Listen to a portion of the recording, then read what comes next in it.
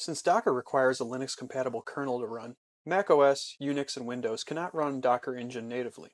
In the early days of Docker, we had a tool called Boot to Docker, which was a stripped-down Linux image with Docker installed. Boot to Docker allowed users to issue Docker commands on their Macs to the remote Docker daemon running in the virtual machine.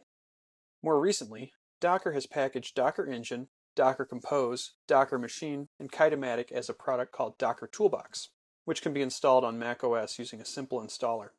The boot to Docker image is still used, but instead it is managed by Docker Machine, which we'll discuss in the next chapter.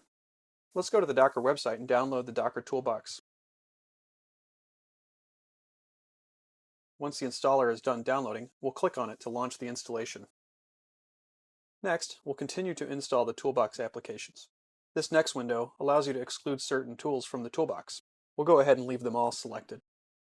The installation will install the Docker client binary in /user/local/bin and make it available to all users on the system. Since Docker needs a hypervisor to run the boot to Docker VM, VirtualBox will be automatically installed if you don't already have it. VirtualBox is a free and easy to use hypervisor. Finally, enter your password to complete the installation. Now that we've installed Docker Toolbox, we can launch a shell with Docker fully configured by running Docker Quick Start Terminal. Docker Quick Start Terminal is a convenience application that launches a terminal window and then starts up a Docker host in VirtualBox and configures the appropriate environment variables to allow you to issue Docker commands from your Mac. Let's fire it up. The first thing that the Quick Start Terminal will do is start up a boot to Docker VM in VirtualBox using Docker Machine. If you haven't already created the default VM, it will be created for you. And now that our Docker VM is started up in Docker Machine, we get a little Docker whale ASCII art and some information about our Docker environment.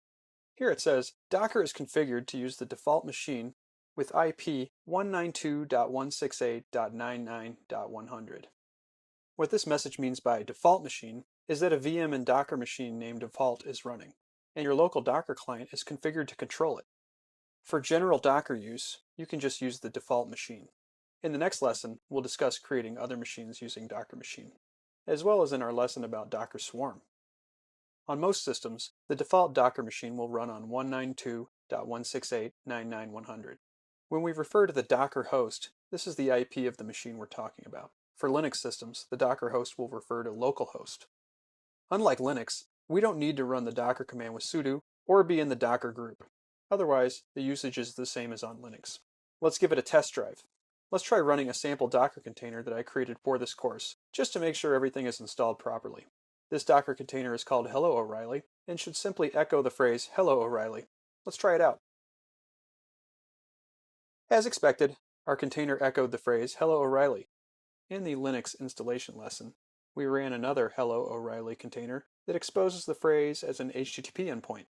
On Linux, we could simply access the HTTP endpoint using localhost, but we'll need to access it using the Docker host IP address on macOS. Let's try running the HTTP version of Hello O'Reilly using the -p parameter to make the service available on the Docker host.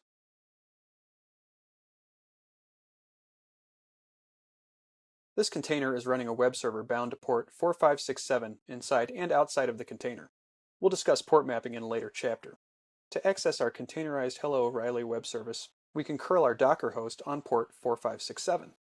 As expected, our HTTP endpoint returned the text Hello O'Reilly. In the next lesson, we'll discuss Docker Machine a little bit more.